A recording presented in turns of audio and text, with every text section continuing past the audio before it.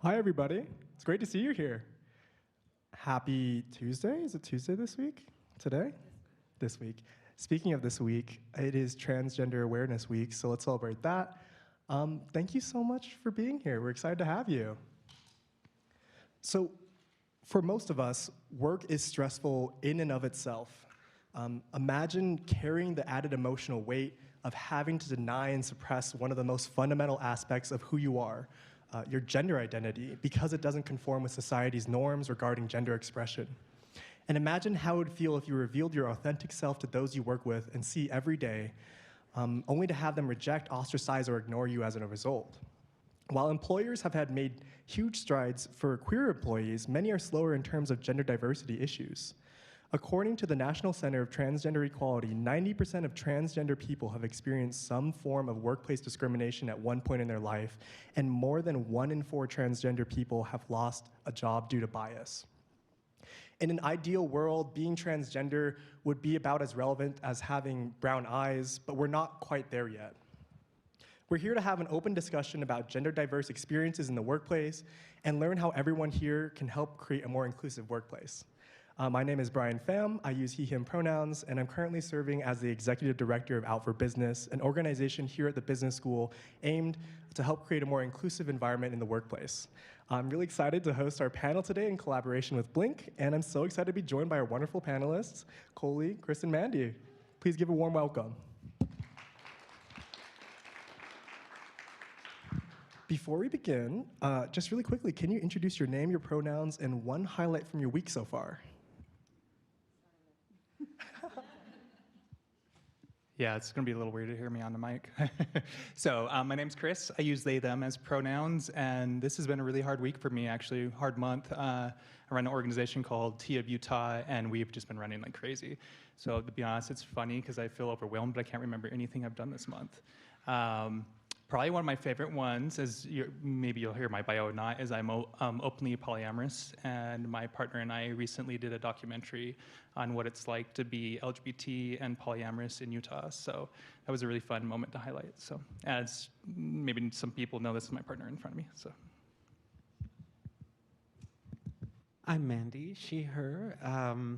Really the highlight of my last week or so was performing at the Red Rocks Festival in Springdale, Utah. That was just so much fun. Work is a little more stressful. One of our administrators just resigned, so I'm doing like 3 people's jobs. Oh, man. I'm Coley, she, her, and my highlight, not to be cheesy, is this. So I know it's a little cheesy, but I also, because I felt really flattered that I got asked to come and do this, that you've trusted me to talk about these important topics. Thank you for being here. I'm gonna go ahead and read off some bios. Christopher Milan is is proud and openly non-binary and ethically non-monogamous. They enjoy using multiple labels to describe themselves, including genderqueer, gender nonconforming, metro, demiboy, and femme. Chris graduated from Weber State University with a Bachelor's of Science in Psychology with a focus in neuroscience, family studies, and nutrition. Currently, Chris is working as a licensed optician and is preparing to pursue their master's in business. Chris serves as the chair on the board of director for Transgender Education Advocates of Utah. They are co-founder and co-creator of the LGBTQIA+ community building resource called the Utah Rainbow Hikers, and they are in the first stage of creating an LLC focused on LGBTQIA+ best practices in the workplace and in medical settings. Outside of work, Chris is passionate about studying culture and food within culinary arts. They also enjoy helping the community with their personal finances. One of their dreams is to run a local LGBTQIA+ affirming B&B that uses homegrown crops in their art of cooking while giving back support financially to the community. Chris is spending most of their free time with their family, 3 cats, and supporting partner, advocating in the hopes that others can find opportunities to be their most authentic selves. Next, we have Coley Pine. Coley Pine is a member of the Department of Entrepreneurship and Strategy in the David Eccles School of Business at the University of Utah, right here. Coley Pine earned her Bachelor of Science in Accounting from Utah State University and her Juris Doctorate at Brigham Young University. Coley has over 16 years of legal experience. She served as a judicial clerk for the Utah Court of Appeals before joining the firm at Bailey, thank you so much, as a business litigation associate. After working in private practice for several years, she took a position as an in-house counsel at National Benefit Services, a third-party administrator for retirement and health saving plans, where she managed employment law compliance, as well as contract negotiations, property disputes, and compliance legal matters. She currently works full-time at the University of Utah as a faculty member teaching employment law and business law courses. In her free time, she loves hiking, Netflix, and the holidays. And last, we have Mandy Danzig. Lcsw manages the University of Utah's ID Clinic HIV case management, integrated behavioral health, return to care, and peer navigation programs, as well as overseeing the clinical training of 2 to 5 social work students annually. She's passionate about the involvement of individuals living with HIV in provision of HIV care and is a chief representative of the ID Clinic in interagency and community coordination of services for individuals living with HIV. She received her MSW in 2004 from the University of Utah and was licensed as a LCSW in 2006. Mandy is also an award-winning singer/songwriter and multi-instrumentalist. Current performance dates and updates about her music can be found at mandylyndanzig.com or following her on social media at Mandy Lynn Danzig. Let's give a warm welcome to our panelists one more time. So right before we jump into our questions, I just really want to emphasize that none of us specifically represent any group or community. You know, we can't speak on behalf of any group, but we're here to share our own personal experiences, our knowledge, and our own lived experiences. And also, before we jump in, I want to remind, please don't feel obligated to answer every single question if you don't feel like it. All right. So many individuals lump trans issues in with sexuality, focusing on LGB more than TQIA+. What are some possible negative effects when you group these as synonymous? What's being left out of the conversation here?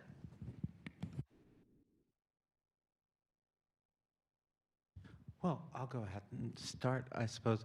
I think while there are all these intersections, like when we're talking about transgender spectrum, we're talking very specifically about a person's gender. And there are aspects of that that get totally lost when we're focused on who is that person attracted to, what kind of relationships does that person have. And we can occasionally, I think, really lose focus of some of the core issues facing transgender individuals, such as just the necessity of possibly reshaping our relationship with every single person in our life when we come out, which is, I think, a similar but different journey than possibly coming out and talking about an orientation difference, working on helping people accept that, because people tend to, at least in my experience, have a relationship with me as a gender that they've conceived in their head, and to be able to shift that, sometimes for some people that is such hard work. So I think that's one way in which it's helpful to really differentiate the two instead of just saying this is all one group with kind of all the same batch of issues. I could probably add to that a little bit. Kind of talking about, since we were kind of looking at the differences, how they can kind of negatively kind of interact to some degree, in that sometimes people assume your sexuality because of your gender expression, kind of what we were talking about here. The other positive notes here too are that we do have a lot of similarities in common, and that we are building upon them as we are actually having wins in the community. So as we've had gay marriage, the rights for gay marriage, and we've had that win, historically that came from the wins and the support from other letters within this community. So, you know, going back into our history a little bit, and the reason why we go LGB instead of GBL is because I think the recognition of that we're building on the support that's been built from us and the people that stand with us. A lot of transgender individuals, a lot of lesbians have built the support for gay individuals to have that right. And I think that's important to recognize that these similarities, these wins, make it so that that we have the ability to progress and have the structure, the infrastructure to be able to keep going. And I think this is why it's really important as we talk about trans rights on this day to also recognize about the other letters that we're not actually talking about within this contexts that are usually part of the plus, and this is a reason why I really like to spell out the LGBTQ. Now I can't even say it because I'm nervous. QIA plus is that a lot of our affirming care within the background of transgender healthcare has came from the mutilation of intersex, from kind of the assumption of normalization. And so as one individual has been possibly, these tools have been used in a negative way, it has actually in some way made it so that we can affirm ourselves in possible options for healthcare. So I think it's important to look at the history of where we come from to understand our similarities. I think we get irritated in the nuances that people misunderstand, that, as, we are seen as maybe transgender, that we may maybe automatically assume our sexuality. I think in reality, we're trying to get to the point where we can progress as people, and that as a trans individual, you just have the same rights everybody else has, and that you're not automatically assumed to be in a box with the sexuality concept, being automatically assumed with transgender culture or LGBT culture in general, which can be actually annoying. I don't mean to go on a tangent, but to be honest, it really limits, I think, a lot of trans culture.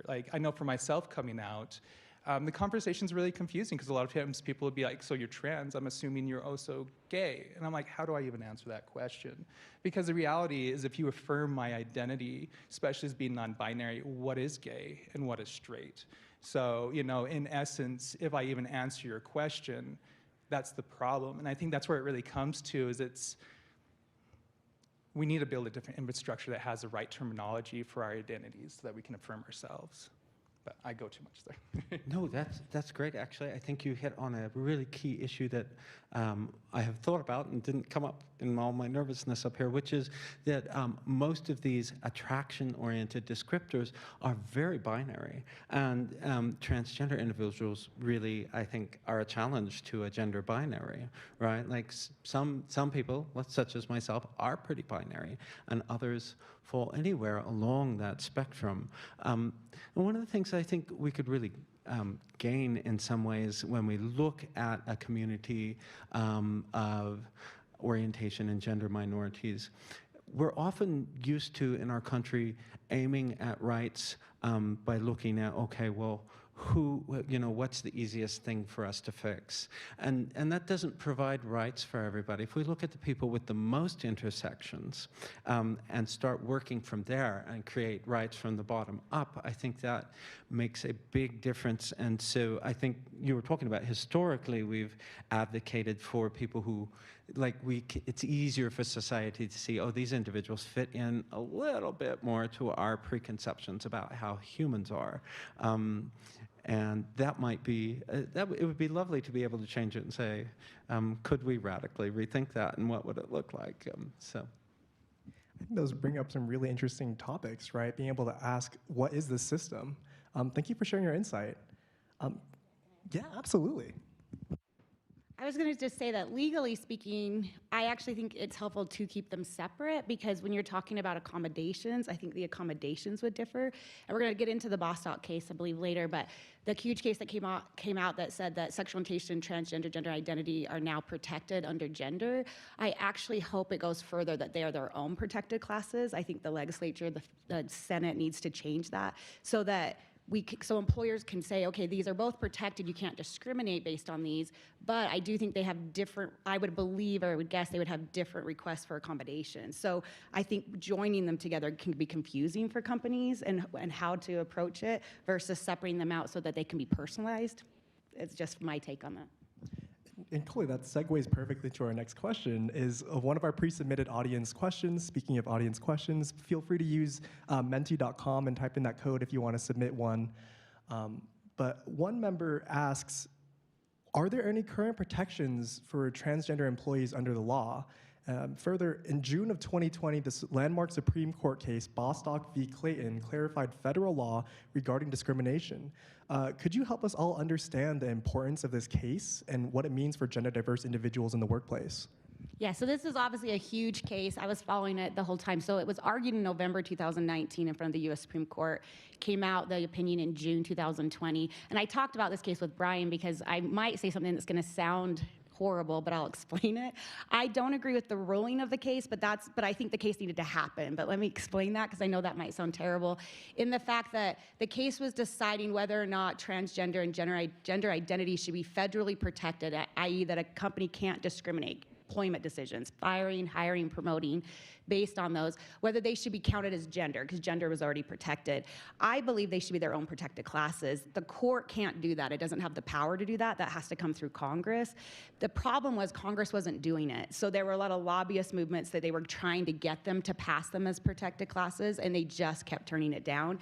So I believe the U.S. Supreme Court issued this opinion tried to push Congress's hand, saying, okay, since you won't do it, we'll find a way to fit it in, now fix it. So I'm hoping in the next few years they become their own protected classes, as I think they should be. Before that time, states could already add them as protected classes, and this might come as a surprise to a lot of people, but Utah was one of the first states to do that. So Utah had added it back, I believe in 2015, it was under what's called the Utah Religious Freedom Act. It was a joint effort, which this might also surprise some, between the LGBTQIA, I'm gonna change how I am definitely one that just said plus before, with that community and the LDS Church got together. They created a law that allowed more religious freedom in the workplace, plus adding sexual orientation and gender identity as their own protected classes. So Utah has had that as a law since 2015.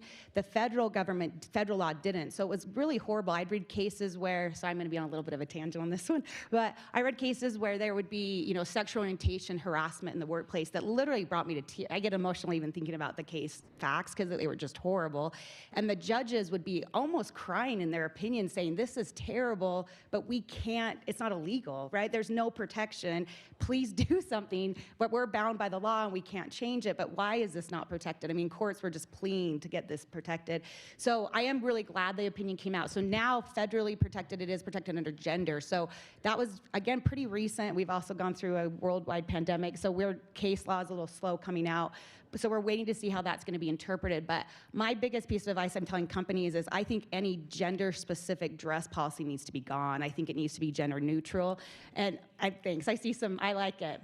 I'm all about that, all about the reaction. So I keep telling that, and anyone that's taken my employment law class, I stress that to students. I stress it in diversity trainings I've done for companies recently. It should have been gone a long time ago. When I in-housed back in 2007, I was upset when I saw it was gender specific. I pled with the president VP, we've got to make this gender neutral, and they refused. And so I actually think now there would be a lawsuit over it. So I think they need to be gender neutral. The EOC has come out with great guidelines, and do you guys have I'm assuming you have a place to post things. I might post the link. So the EOC came out with a Q&A on how they believe Bostock will now be interpreted in the workplace.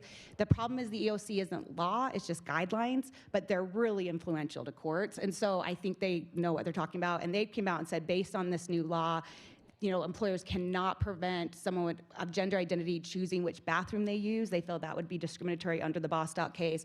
They talked about the dress code policy. If it is gender specific, you are able to then use the policy that relates to your gender identity. And if a company says otherwise, that would be illegal and discriminatory.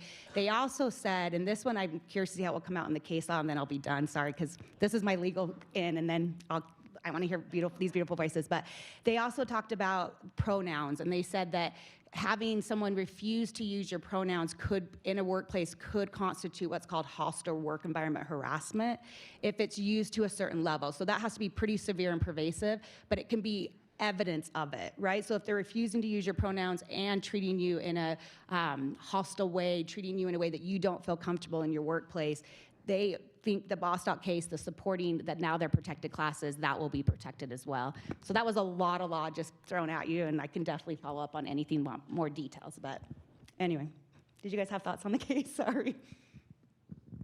That makes a great segue for our next question. For non-friendly and even hostile work environments, how do you navigate a workplace that isn't necessarily friendly to gender diverse individuals? I'll jump on that one if that's okay. So I think this is kind of a complicated question, because I think a lot of people assume, how do you navigate as an LGBT individual? And I think it really has to do how do you navigate as an LGBT, IA plus individual and an ally? Because the reality is, if you stand up for human rights and a culture that doesn't harass individuals, you're putting yourself on the line. You're possibly missing opportunities for advancement.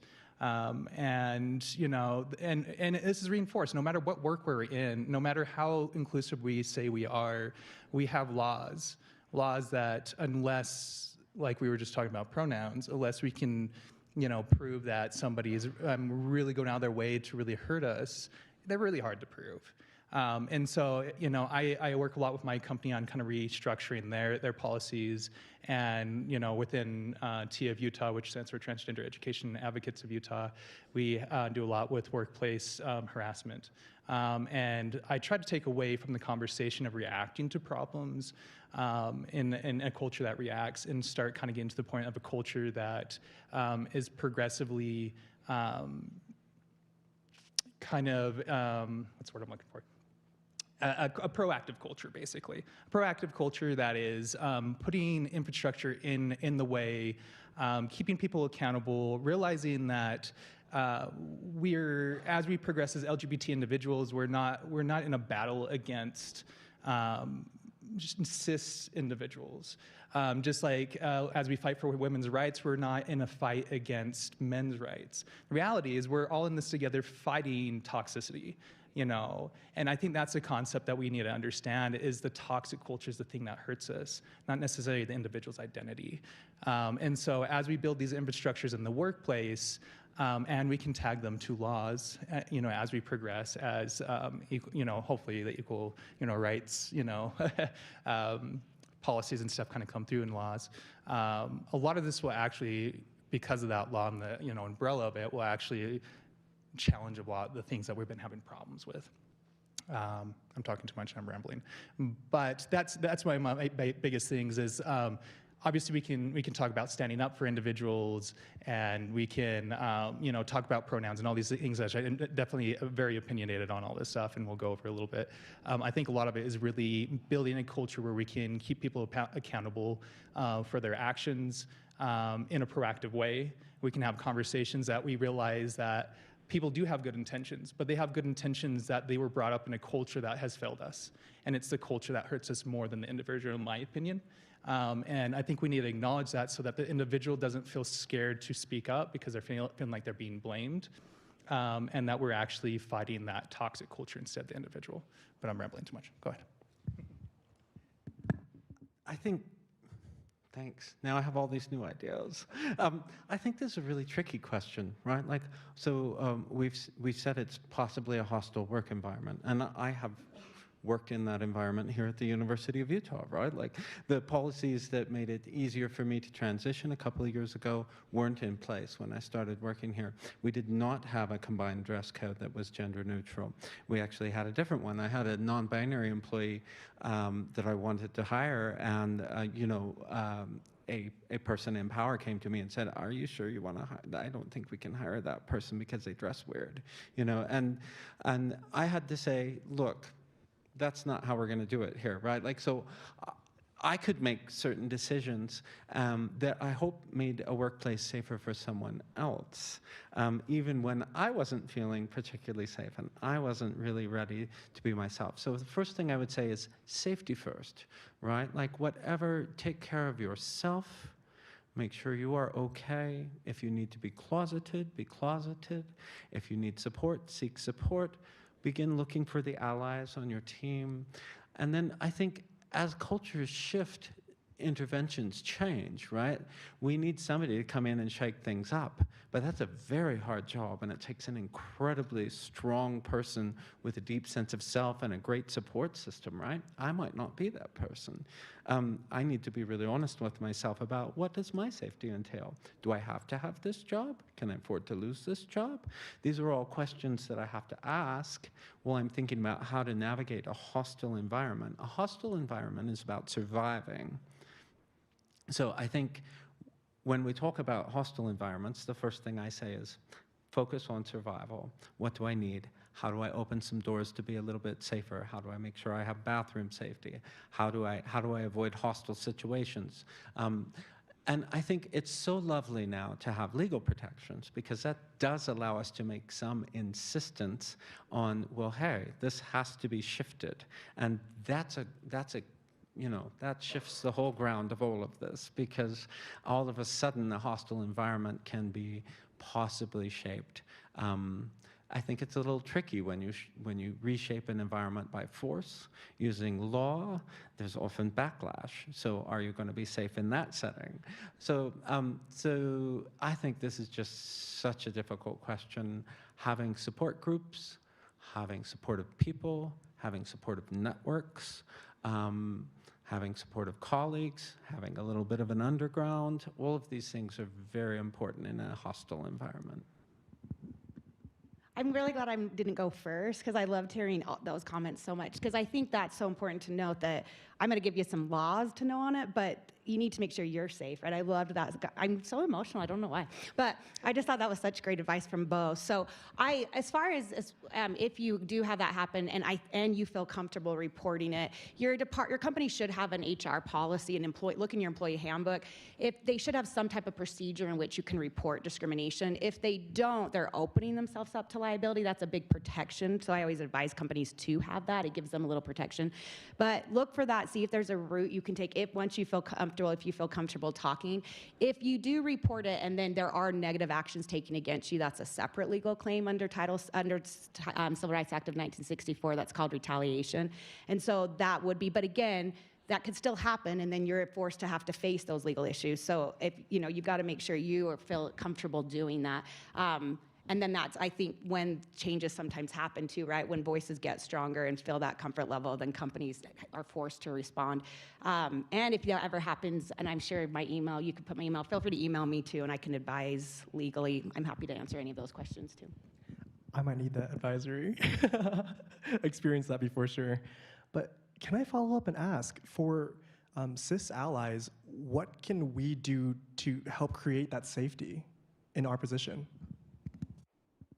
Well, I think Chris actually spoke to this a little bit, which is putting yourself on the line, being able to first get yourself educated really well about what kind of issues trans individuals are facing, and then be able to we use the word ally, and I think I've often thought that's maybe the wrong word. We actually need bridge builders, right? Like, we need someone to sit between the person facing oppression or discrimination and the individuals or the society who are blindly or on purpose perpetrating it, and to begin providing that education that I can't provide, right? Like, so if someone is very hostile towards a trans person, I'm probably the wrong person to go talk to them, right? Like, but someone who really understands what's going on and isn't going to frighten them and isn't going to set off alarm bells can probably go there and do that. But this also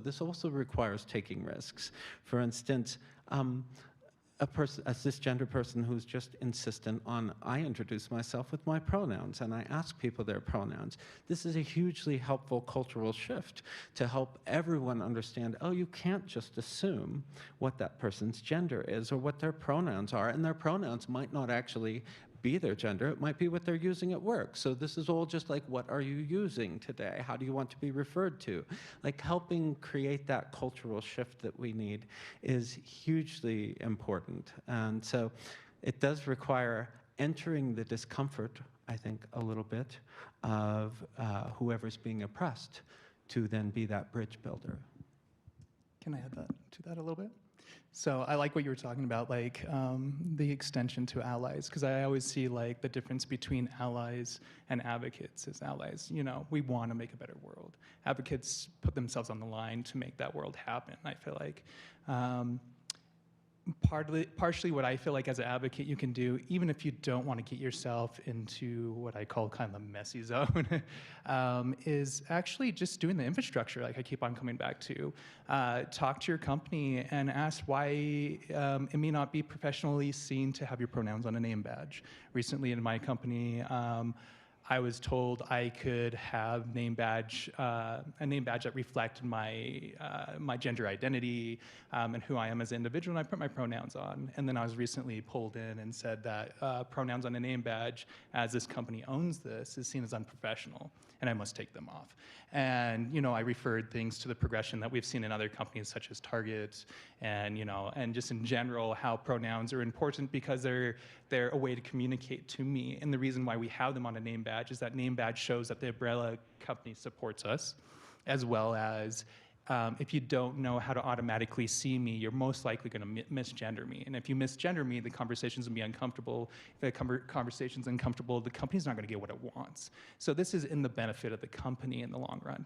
So these structures of having things like name badges that have pronouns, visibility in the workplace of just seeing flags or just something that says, this place is safe. As an LGBT individual or any individual that's experiencing some form of marginalization, we read rooms, and we read rooms really fast. And just having somebody say, we have policies in place, doesn't mean you're going to feel safe. You need to see it, you need to feel it, you need to actually understand the tension in the room. That if the infrastructure is there to show that support, and that's why I like the name badge, is because it shows that no matter what, if something goes down, that the company supports you to some degree at least. Other things in here, employee resource groups. So you can always say, hey, I see that there's not this conversation going on. And we do this a lot in medical centers. We a lot of times refer to clients, or we, in work settings, we have people come in, they tell us, what was your experience like? It's very important for individuals that are cis allies, as well as individuals in the communities to have that voice in the company. So to me, it's a red flag when you don't see employee resource groups within companies, even if companies have them, if you don't see them in different locations of that company. That's very, very important to me. But also I want to say, as we're talking about like interacting and standing up for somebody, I think it's always a great thing to stand up, but you want to also make sure that you're not outing somebody, that you're doing it in the way that is authentic to them. And that's different for everybody. Some people expect and want you to jump in, and these are probably going to be more individuals that are stronger individuals in the sense of their identity, not willpower, but their identity, that they're more self-defined, and that they're willing to kind of put themselves out there, and so they may expect society to act now. But a lot of us are scared to come out. I've had a lot of backlash. I get emotional a lot. But I've had people try to get my information. I've had people follow me. I've had people in trucks, try to lure me to their truck. I've had lots of bad experiences. But don't be too hard on yourself as an advocate or ally if you mess up once. But the important thing is how you back yourself up from there, in my opinion. So after seeing a situation happen, and if you don't know really how to interact, I always recommend going to that individual and say, hey, you've already opened up to me. You've already self-identified. So how do I reflect to you that I authentically see you? And how would you like me to intervene? Because maybe it's not authentic to you for me to come in and say, you need to use this pronoun, or you need to maybe forcing is not the way that individual wants that conversation to come across, because sometimes when you force things, it makes a toxic environment where it's just hostile and you can't actually have that conversation anymore. A lot of us in the advocate community, we rely less on forcing laws, but we rely more on bridging gaps and getting an individual to the point where they're slowly starting to listen. And if you can't get somebody there, you're going backwards. And so yes, there's this infrastructure you can put into place, but also understand when you're talking to somebody about pronouns, there's a lot of people that like the security of being in like the structure of pronouns, and there's a lot of individuals that don't. So there's going to be a lot of individuals when you come up and you say, my name is Chris, and I use my pronouns they, them, that they might just not respond in the same way. Or they may say, hey, I validate you and who you are, and I want to use that, but that's not authentic to me. So as an advocate, remember that being an advocate doesn't always mean that it all looks the same way. Don't force these things on individuals. Be respectful, and especially in the work setting, a lot of individuals would go back and forth with their comfort level, is feeling like, I want to be out, and now I want to be back in the box because it's scary. And so there's times where you may have that conversation, somebody else comes up to you and says, retract everything I just said. and really respectful about this, because one of the hardest things about coming out in the workplace is that not just the people around you, but your company, in my opinion, my experience, expects you to come out as an identity and stay that identity.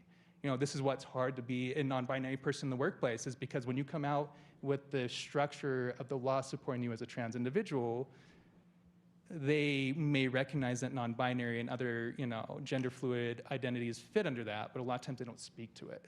So it can be a really nice thing that it's an open fluid concept that you can actually build new structure within that, but it can also be very damaging because companies a lot of time don't really have the education to actually speak to that fluidity, and a lot of times it's used against us.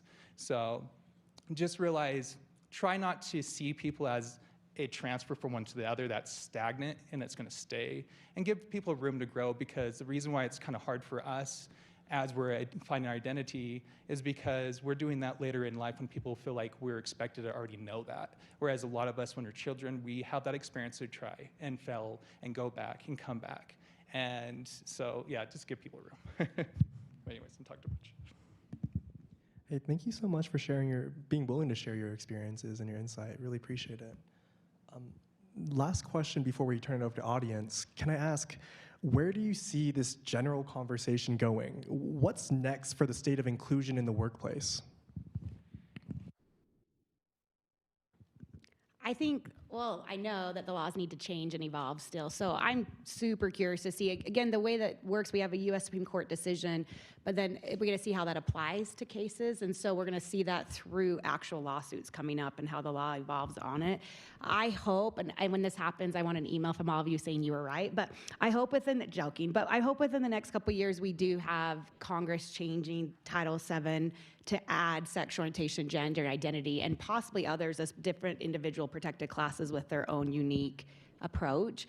I just think that's going to be helpful for companies. It just seems, at least from the laws I know, right now I've even told my employment law class a couple weeks ago, I don't know how some of the laws we currently have are going to play out dealing with gender, because now it involves more of these categories. I think they need to be unique protected classes that are treated that way. I do know that one thing, and I love what that was said, that I do think companies are trying. I get horrible things happen, but I see a lot of companies that you just rolled out a diversity training for companies, and we have that they pay to take, and we have companies signing up like crazy for it. Companies are yearning to figure it out. They just don't know what they're doing, to be honest. They just don't know the law. And so they're slowly trying to get caught up with, you know, what they can do to make sure that they're in compliance, but also inclusive. And again, I'm not trying to diminish that. I know terrible things are happening too, because I hear about them all the time, but I love that what you said. So I just keep kind of basically repeating and saying I love everything they say, but I loved, Chris, what you said about, you know, not seeing it as the enemy, that seeing other people, that it's just a learning curve and trying to figure that out and to grow together. Even the dissenting opinions in Bostock, they got a lot of hate, as you can imagine. I went on Twitter where I was to see what the hate meter's looking like, but they got a lot of hate through their dissenting opinions. But if you read their opinions, all three of them said they think they should be protected classes. They just felt like they should be separate. They don't think they should be part of gender. And that one of them actually said, hey, Congress, I know you've been putting off doing this. Here's a roadmap exactly how you can pass this law. So was trying to push it, but yet then got hate because people didn't know that's why they dissented, if that makes sense. So I just think the law is definitely going to be changed in the next few years. I cannot tell you what to do because I understand how scary these scenarios can be. But when you feel comfortable, if you get to that point of feeling comfortable to speak up, please let companies know. I think a lot of times it's they just don't realize what they're doing is wrong, or realize what they're doing doesn't make someone feel inclusive in that way. And one last thing on the ally discussion too, that retaliation law I spoke of earlier, that covers anyone that speaks up. So if someone speaks up that it's not them that's being discriminated against, but they speak up saying this is wrong, and then they're treated poorly, they also have legal action under that retaliatory protection. But again, I know that's not like who wants to sue, right? So that's not the end all, but just knowing that has protection. So I think where it goes, at least from a legal standpoint, is I think we're going to see a lot of laws come out, a lot of clarification. And so I would talk to your companies and say, be ahead of the curve. Pass some of these laws. That's what I'm trying to encourage companies to do. Pass the policies now. Don't wait till you're told they're illegal. It's the writing's on the wall. They're going to be illegal. So pass the law and get ahead of the game and be that, the forefront on those issues. I might add to this a little bit too. So one thing I want to make clear too is a lot of these questions, as you kind of stated earlier, They're a question that is really deep. It's really hard to answer most of these questions with just a quick answer.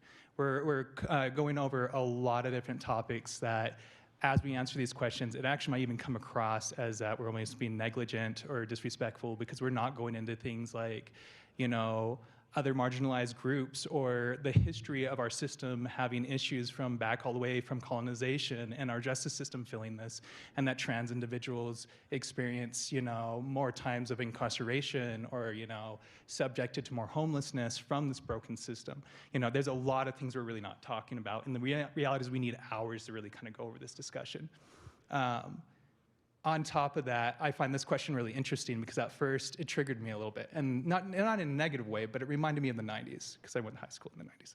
And the 90s was a time period where people would always use that excuse, like, so as we're going to this and we're making all these protected classes, why should we do this? Because then we just have to keep going, and then we have to protect people that we shouldn't be protecting. Like, what do you expect more from us? Like, if we protect, LGBT or gay people, then lesbians, then bisexuals, then what about all these people that are hate groups, And it's just that bothers me. It bothers me that a lot of times, not the question, not the question, but it bothers me that a lot of times these questions are used against us when in reality these questions should be more, how can we further these conversations? And one of them I see a lot of times is where do we go above this? And a lot of times people think groups. What I think is redefining these groups.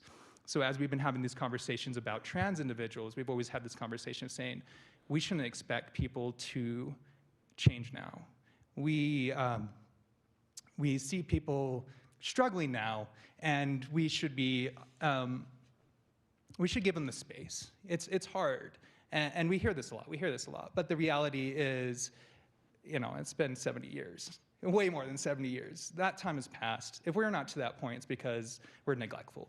And the reality is it's not going to get there until we get to the point where we expect it now. That, the time that we should expect is really yesterday, And so the reality to me is, how do we start repainting these pictures? And to me, a lot of it is we use tactics to bring people in, which is usually empathy. So a lot of times we tell our trans stories as being sad, or that we've been injured, even telling my story in the workplace of being I'm followed, or I have these different things. But the reality is the stories I want to tell is being authentically myself makes other people be inspired to be themselves. For instance, as I fight my system, as I've been pulled in for numerous hours and hours of painful conversations, it has changed in my workplace, in my building, in multiple buildings, the ability to be a little bit more authentic if it's seeing tattoos throughout culture, bringing back a little bit of the things that we've erased, the ability to have colored hair within the workplace. And I find it really interesting because I'm in the optical area.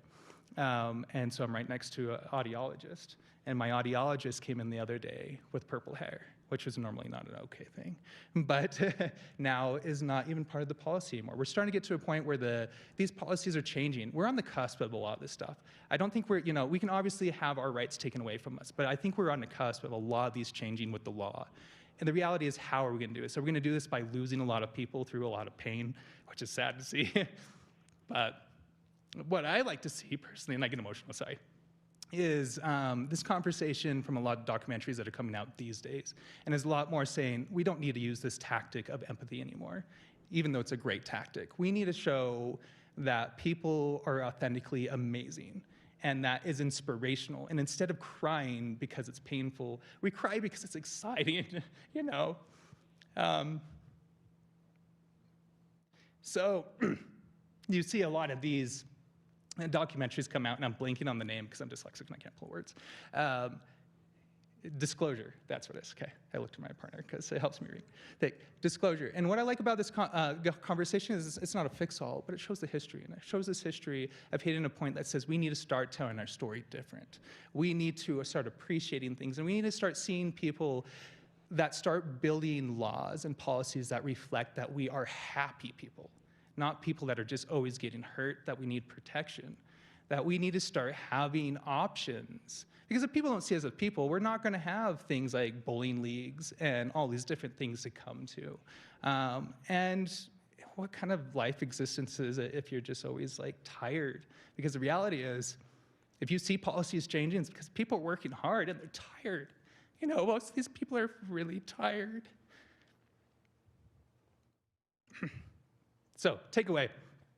If you want to be a strong advocate and not just an ally, stand up with these people. These people aren't fighting for just their rights, they're fighting for all our rights. As we fight for transgender rights, and one of my favorite things is actually fighting for women's rights. And a lot of times people will want to take that away and use that as a tool to kind of separate us. But the reality is, when I go in the workplace, a lot of people can tell my partner that they are too flamboyant or too sexual or too something and they need to change their way. But I have a little bit more protection in some ways being a transgender individual. And some of my rights, they either can't say to me or they're really uncomfortable to say to me. So as for the experience of things like having the colored hair as my coworker, as I go into the workplace, by me just challenging my policies and being present, it gives structure for women's rights and other rights to challenge and just have that as a place. And people, they see courage from that. People get courage from seeing other people just being themselves. It's contagious. So no, I'm ranting, so I'm gonna stop. Thanks for all that. I'm going to go with a little bit of a boots on the ground approach, I think. So we have policy changes. Like here at the U, I've watched the policies change tremendously over the past few years. Like, yay, by the time I finally came out, the dress code had just barely been integrated. So I didn't have to face that fight, which I knew I would have to, and I was willing to do it for someone else, but I wasn't really willing to do it for myself. And they had shifted the policy so that I could easily change my name here at the university without too much trouble. Still need a ton of work on a lot of systems there. And so there were these great things in place. And I think one of the things we can do is make sure that we show up to claim those things. And when I decided to come out at work, I sought a lot of advice. I had read a whole bunch of memoirs, and they were all about, like, the person would write some 30-page letter about how they'd suffered in their life and beg on their hands and knees for understanding. And this wonderful person said to me, Mandy, like, people earn your story. They don't necessarily just deserve it. And when we have a certain level of rights, that's true. Yes, there is a point.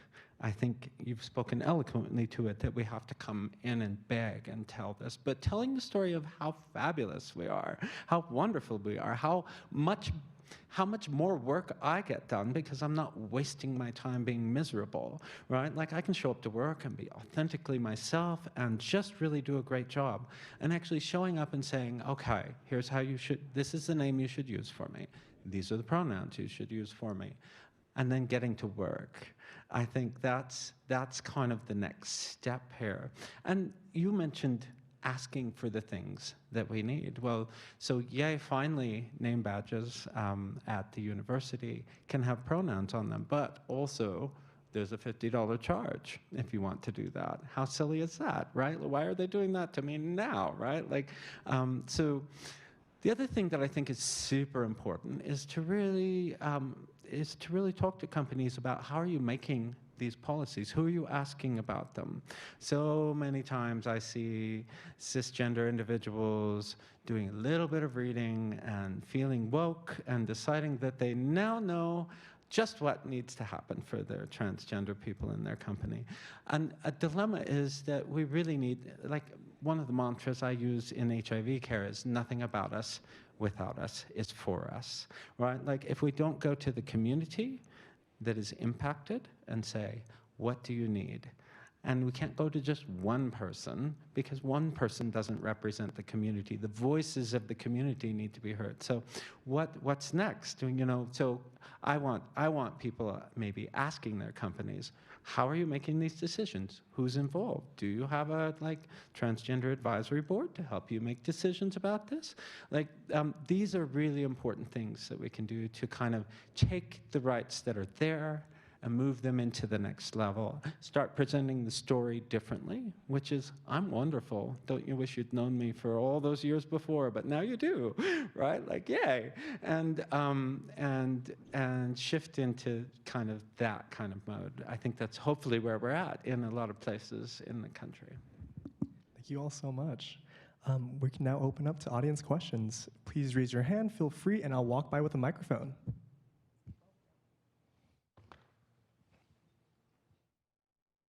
Yes, coming over.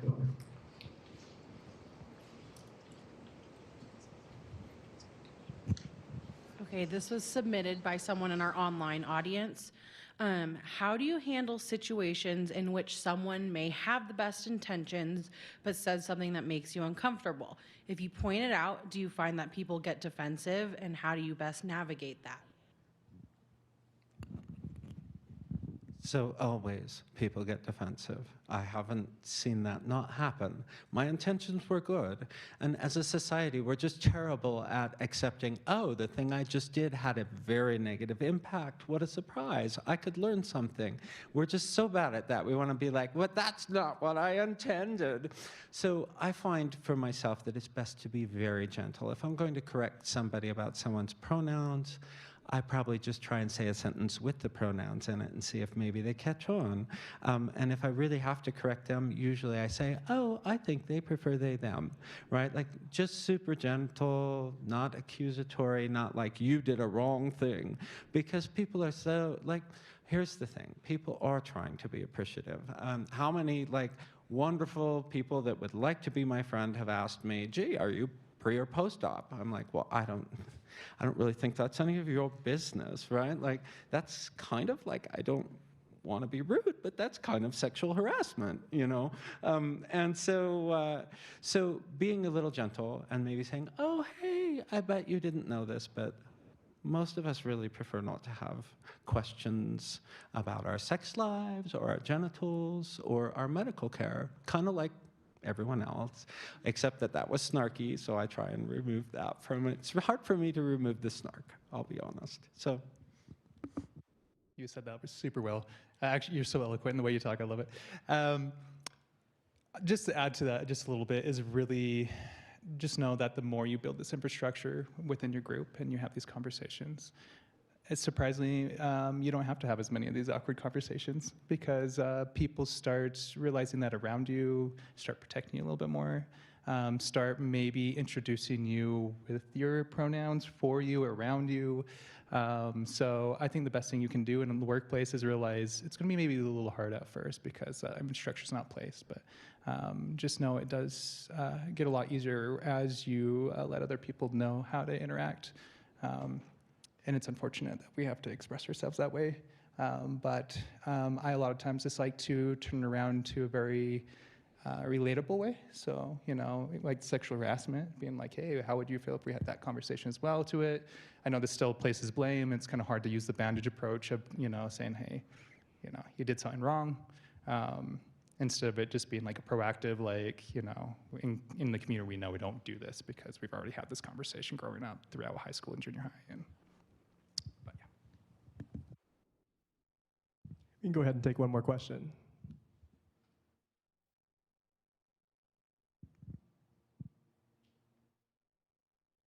We're going to take one more audience question from the live stream. I'm so sorry, my vision's terrible. I'm coming over.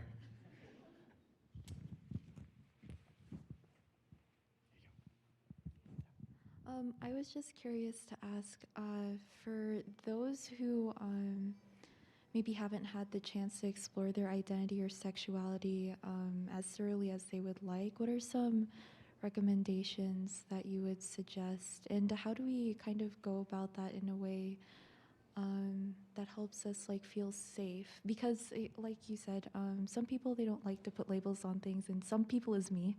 I'm speaking for me. How do we do that? How can we explore ourselves in a way that feels safe and still kind of navigate that around our friends, around our community without feeling that pressure? I'm going to jump in here real quick. So I think partially this is a lot from my upbringing. My family's all therapists, and they really believe in working and building a culture, reducing shame. And I think a lot of that is really doing that, building a culture around you where you can express yourself and be yourself, where people actually know more than just the things that like allies know, in the sense of like we should use pronouns, but they also know you shouldn't force pronouns. So a lot of these communities already kind of know the comfort levels that they don't want to put somebody in a discomforted kind of spot. And in doing so, I'm thinking we're seeing a lot more of this. Part of this is, as you kind of heard in my bio, we created a community building organization, pretty much not quite so as far as an organization yet, but group. It's called Utah Rainbow Hikers, and it has a lot of people in that space. It has allies, it has everybody within LGBT, people from the BIPOC community, all different ages, a lot of individuals that have a lot of strong voices that want to be around safe spaces. And the thing that's great about it is you can be authentically yourself in those spaces. People don't expect you to be anything but yourself. So these are great places, I think, to express your gender, your sexuality, because there's nothing worse than having the courage to come out and express that and then be shut down from somebody that just doesn't have the education. Maybe, and we call it intent, but mostly lacking of education. So I felt like looking and seeking out these spaces will at least give you one stage of that, a place that you can experiment safely, I think. I should say emotionally safely. I'm mostly just going to second that. I think having a safe space, so at least my experience of growing up in society was that, the message to me was that I was dangerous. Who I was, that's dangerous to everybody else. And I think finding a place that's actually safe, right? Like, what's really happening is that society was dangerous to me, right? And so finding a place where there's room there. And I think so many of us go on a little bit of a journey too through like, well, I'm an ally. Well, actually, maybe I'm actually maybe I'm part of the community, right? Like, and so you can find a lot of openness in communities that blend allies and queer people. I think just finding those spaces is so important. And then kind of just assessing the safety for you of the people around you. I don't want to experiment with someone who's going to hurt me or shut me down, right? Like, what I need to focus on then is a new space, a space where I can grow.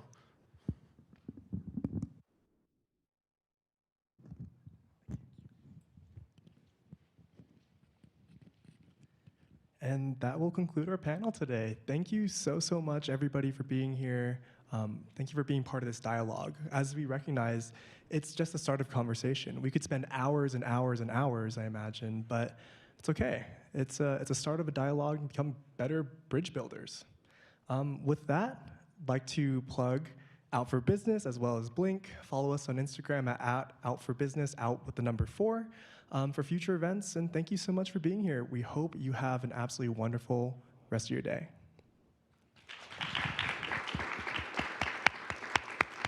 Thank you all.